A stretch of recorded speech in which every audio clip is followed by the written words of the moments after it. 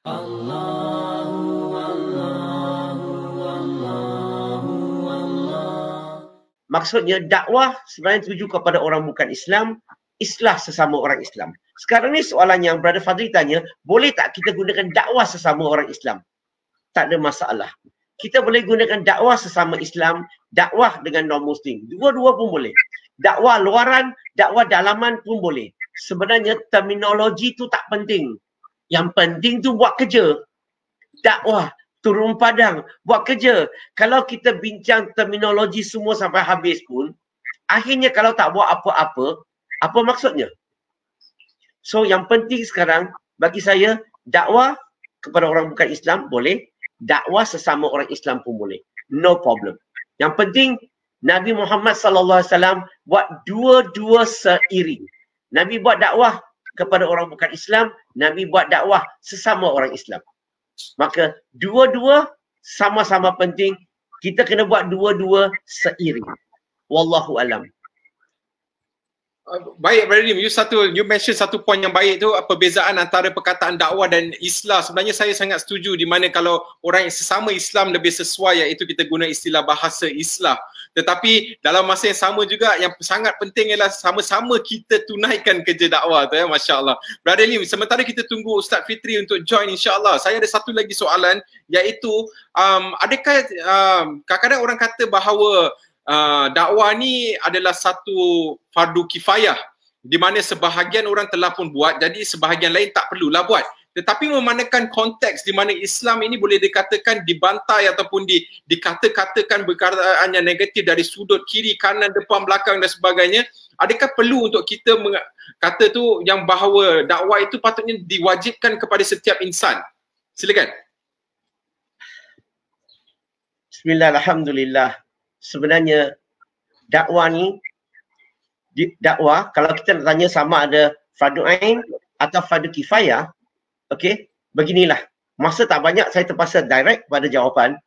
Okey, dakwah kepada semua manusia di muka bumi ini fardu kifayah. Sebab apa? Sebab sememangnya kita tak boleh sampaikan kepada semua.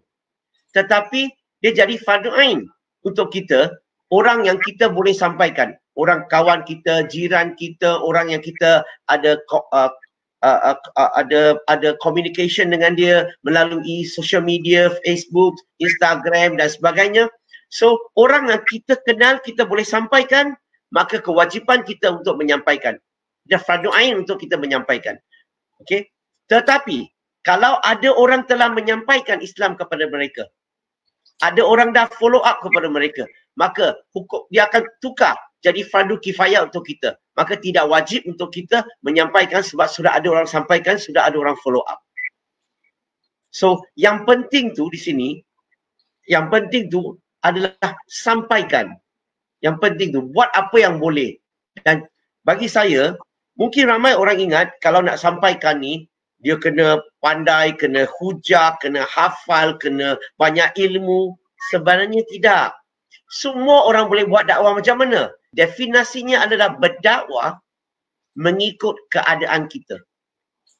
Kalau kita suri rumah, buat dakwah cara suri rumah. Kalau kita orang yang jual nasi lemak di tepi jalan, maka kita berdakwah sebagai orang jual nasi lemak di tepi jalan. Kalau kita kerja dengan syarikat, maka kita berdakwah melalui kerja kita, sikap kita, akhlak kita bila bekerja. Kita bekerja bersungguh-sungguh, masuk awal, balik lambat dan sebagainya. Kita rajin, kita amanah dan sebagainya. So, di mana kita berada, buat ikut kemampuan saja. Kalau kita buat mengikut kemampuan yang terbaik yang kita boleh, kita dapat 100 markah. Artinya tak semestinya kita mau bagi ceramah, kita mau hafal, kita tahu dalil, kita bukan. Buat ikut kemampuan. Sebab itulah Islam tu very simple. Allah tidak akan paksa seseorang tu buat sesuatu lebih daripada kemampuan dia. So Allah will never make a person to do something that above his ability. So yang penting buat ikut kemampuan, buat yang terbaik. Percayalah kata saya, itulah kita akan dapat markah penuh. Wallahu alam. Alhamdulillah, satu penjelasan yang sangat baik Brother Lim. Saya rasa sebenarnya setiap orang bolehlah membuat dakwah itu menurut kemampuan mereka, ya, di mana seperti mana yang kita tahu di dalam Allah tak akan judge kita based on sesuatu yang kita tak mampu buat, tetapi Allah akan judge kita based on sesuatu yang kita boleh buat. Dan saya sangat agree Brother Lim, apa yang you cakap tadi, saya sangat setuju. Mengikut kemampuan masing-masing. Dekat kerja, baik dekat luar, meniaga dan sebagainya. Jadi insyaAllah sebentar kita masih menunggu lagi Ustaz Fitri. Saya nak terus lagi ajukan soalan berikut kepada Brother Lim. Okey, memandangkan kita tahu bahawa adakah dakwah ini, tadi kita sebut tentang fardu kifayah dan fardu ain. Jadi sekarang saya nak tambahkan sikit, adakah dakwah itu hanyalah satu cadangan atau dia sebenarnya satu perintah daripada Allah Subhanahu Wa Taala? Terima kasih brother. Satu soalan yang memang menarik, ya. Sebenarnya beginilah. Dalam agama Islam ada perkara yang wajib untuk kita laksanakan. Ada perkara yang sunat. Ada perkara yang mubar. Ada perkara yang makruh. Ada perkara yang haram. Dan dakwah ni masuk dalam kategori mana satu? Dakwah ni masuk dalam kategori wajib. Wajib berarti mengikut kemampuan di sini, mengikut keadaan di sini. So, dakwah ni sebenarnya dia adalah, kalau lihat daripada dalam sudut Islam, Allah Subhanahu Wa Taala perintahkan kita. Contoh, Quran diturunkan untuk apa? Quran diturunkan untuk mengajak manusia keluar daripada kegelapan ke cahaya. So bukankah Quran sekarang ni siapa dalam cahaya? Secara ringkas, orang Islam. Siapa dalam kegelapan? Bukan Islam. So siapa yang bertanggungjawab untuk menyampaikan supaya golongan ini dapat keluar daripada kegelapan ke cahaya? Orang Islam. Maka kewajipan kita. Dan kalau kita lihat ayat Quran lagi, Allah sebut, bila Allah gunakan perkataan kul. Kul sebut 332 kali dalam Quran. Kul ya ahlul kitab. Apa maksud kul ya ahlul kitab? Kul ya ayyuhal kafirun. Apa maksudnya? So kalau kita baca terjemahannya tulis kul ya ahlul kitab, katakanlah wahai Muhammad, betul? Kul tu katakanlah wahai Muhammad. Tetapi sekarang kalau Nabi Muhammad SAW sudah wafat, kita baca ayat ini, Allah bercakap dengan Nabi sekarang ke cakap dengan kita sekarang? Allah sebenarnya cakap dengan kita. So Allah tuju kepada kita. Bila Allah kata kul, katakanlah lim contohnya. Okey, Allah perintahkan lim untuk pergi sampaikan. Kul ya ahli kitab, pergi sampaikan kepada ahli kitab. Kul ya ayyuhal kafirun, pergi sampai kepada orang-orang menolak kebenaran. Berarti kalau ikut ayat Quran, Allah sebenarnya perintahkan kita. Tetapi Allah juga perintahkan kita menyampaikan cara hikmah. Ud'u illa sabili rabbikal bil hikmah. Allah ingati kita. Sampaikan, tak boleh sampaikan secara kasar. Tak boleh sampaikan cara kita nak menang, kita menyakiti hati orang. Sampaikan secara hikmah. Supaya mesej sampai, orang tak terasa. Kalau dia terasa pun bukan kerana mesej kata-kata kita yang kasar.